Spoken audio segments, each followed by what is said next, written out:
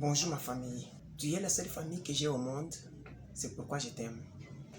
Oui les gars, nous parlons comment réussir à devenir indépendant financièrement pour des vrais, non pas pour des imaginations. Alors pour commencer, je t'ai dit, tu es créé, tu es né pour vaincre et pour réussir. Dès que tu as réussi à sortir, d'être expulsé de la matrice de ta maman, vif, vivant et en bonne santé, parfaite santé, tu es déjà un vainqueur et tu as réussi. Et tu comprends mon ami? Quand tu es sorti de la matrice de ta maman vivant, sortant de la maternité vivant, tu dois comprendre que tu es d'abord un vainqueur. Pourquoi? Parce que ça commence depuis dans la matrice de ta maman que tu y es entré, tu as combattu avec plusieurs personnes, plusieurs autres, mais toi tu es sorti vainqueur et victorieux. Tu as percé, tu as commencé la vie là-dedans. Premier jour, premier mois, troisième mois, neuvième mois, tu es sorti enfant, bébé, vif. Il y avait des morts-nés, il y avait des fausses couches avant, au moment où tu es venu. Mais toi, tu es venu vivant. Cela prouve que tu es déjà un vainqueur. Telle mission que tu dois accomplir, c'est réussir et laisser des traces. Tu ne dois pas vivre comme étant quelqu'un qui n'a pas vécu sur cette terre, comme étant un parachuté. Tu dois avoir des traces que tu dois laisser sur les sables du temps. Alors, ici, nous apprenons comment devenir indépendant financièrement. Et pour que tu puisses apprendre beaucoup de choses, la première chose que je te demande, abonne-toi sur cette chaîne pour me soutenir, afin que les conseils puissent t'arriver tout le temps que tu veux réussir. Je veux que tu réussisses ma famille. Tu es ma famille, la seule famille que j'ai au monde, c'est toi. Abonne-toi sur cette chaîne, lâche-moi un gros pouce. Maintenant que c'est fait, merci. Tout ça, c'est pour me soutenir, afin que les autres puissent aussi bénéficier de ce que j'ai en moi, que je vais partager avec toi. Dans la vie, nous devons faire tout ce qu'il faut faire dans la bonne direction pour réussir et laisser des traces. Chacun de nous est venu. Nous savons que chacun a un choix. L'autre n'a pas le choix de faire des enfants. L'autre a le choix de faire les enfants. L'autre a le choix de réussir. Mais réussir, c'est obligatoire. C'est une obligation.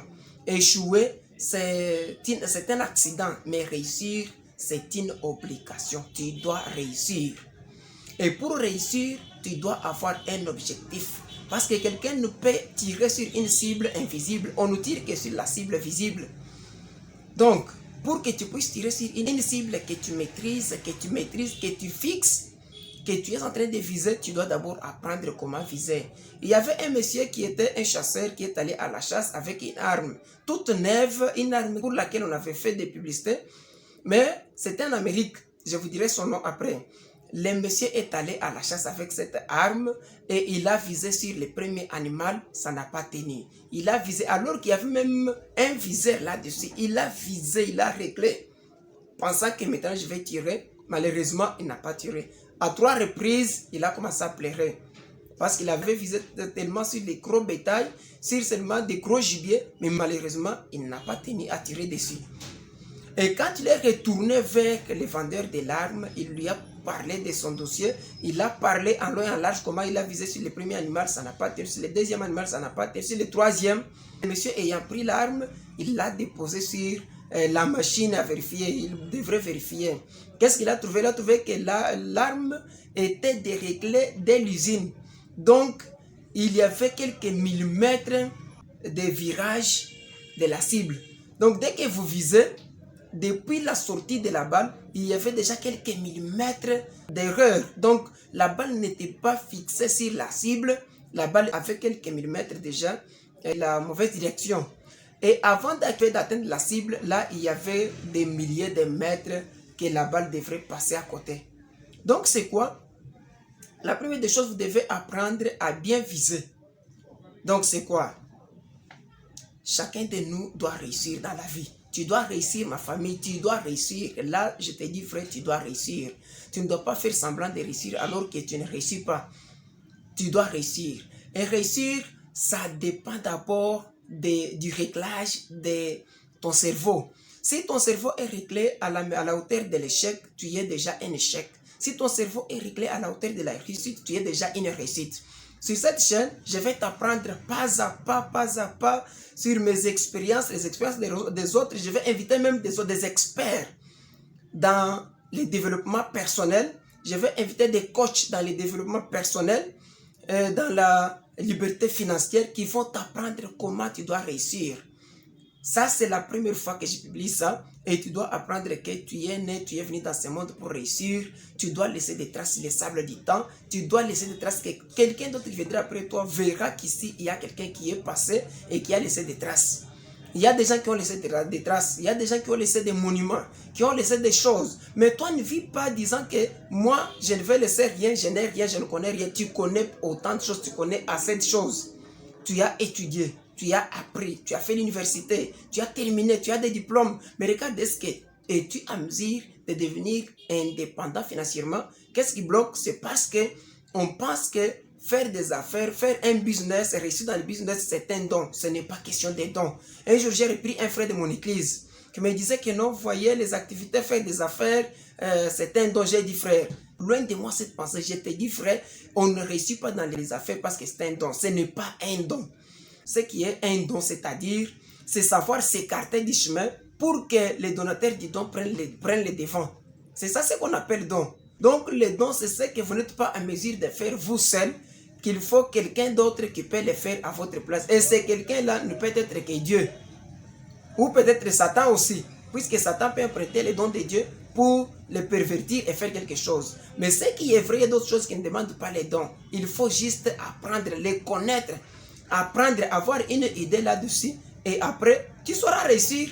Tu dois devenir indépendant financièrement. Ici, nous parlons de l'indépendance financière et du business. Tu dois faire un business quelconque. Tu dois te lancer dans un business. Du coup, nous savons que pour arriver à l'indépendance financière, nous devons commencer d'abord par la sécurité financière. La sécurité financière, c'est quoi? C'est le travail que tu as, les métiers que tu as, ce que tu es en train de faire. Tu vends un service, tu travailles pour quelque chose, tu travailles pour quelqu'un.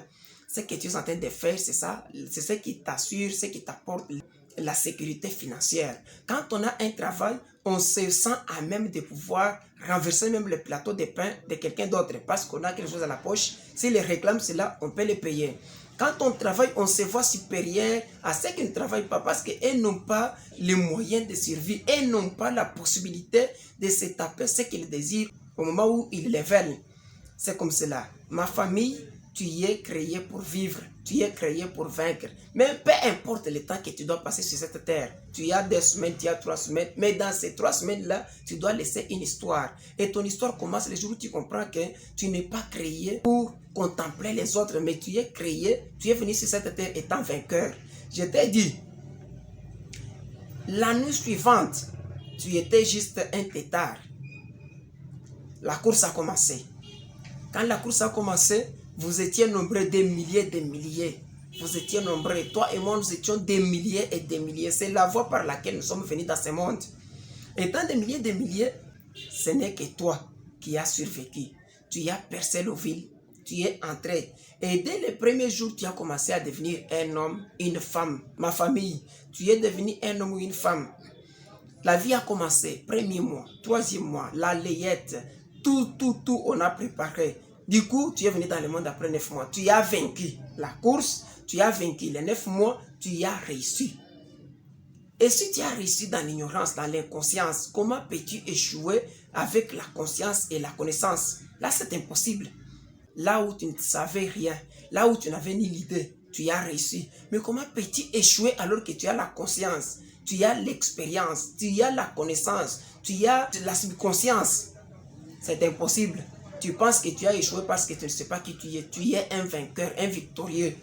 Nous allons parler autour de cette chaîne, tout autour de la liberté financière. Alors, quand tu as ce travail-là, c'est le travail qui t'aide à te payer tout ce que tu désires. Donc, le travail assure la sécurité financière. Tu travailles, on te paye $100, on te paye 200, 500 000, $3500, comme je l'ai fait autrefois. C'est ce qui t'aide à vivre. Mais tu resteras pauvre dès lors que tu penseras que ce que tu touches n'est pas suffisant. À ce moment-là, tu restes pauvre pour toute ta vie. Parce que je vais t'apprendre. Il y a des sortes de pauvres. Il y a des sortes de pauvres. Les premiers pauvres, c'est ceux qui n'est même pas à mesure de connaître qu'est-ce qu'il va manger et qu'est-ce qu'il va faire. Et les deuxièmes pauvres, c'est les pauvres-là qui connaissent ce qu'il va faire, ce qu'il va manger, mais au-delà de cela, il ne sait pas ce qu'il peut garder. Voilà les 2 catégories de pauvres. C'est lui qui vit dans l'inconscience de la vie, qui ne prépare rien, qui n'a pas prévu, qui ne prévoit rien, qui vit dans l'imprévoyance totale. Mais le deuxième pauvre, c'est le pauvre qui vit juste au dépend de tout ce qu'il a, mais il ne prévoit pas ce qu'il aura demain. Lui connaît ce qu'il va faire, mais il ne sait pas ce qu'il fera après-demain. Voilà le deuil du. Ma famille, je t'apprendrai jour et nuit, chaque fois que j'ai la possibilité, comment tu vas réussir aussi comme moi, comment tu feras quelque chose comme moi, autant que moi, afin que nous puissions tous laisser des traces sur les sables du temps. Je suis Martin Mukanda et je te demande de t'abonner sur cette chaîne. Abonne-toi, lâche-moi un gros pouce. Du coup, merci. C'est parti.